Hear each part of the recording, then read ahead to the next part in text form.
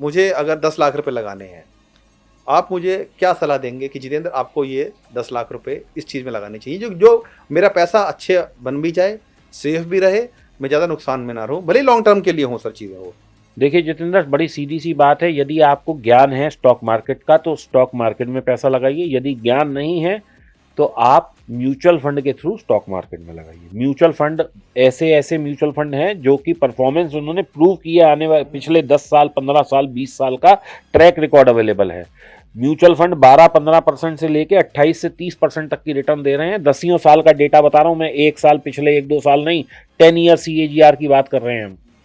तो आप 25% जो म्यूचुअल फंड दे रहा है पिछले 10 साल से, आप उसमें 10 साल डाल के देखिए ना। आप क्या करते हैं, आज उसको देखते हैं कि अरे ये इसने 25% रिटर्न दी है, मैं इसमें पैसा डाल दूं।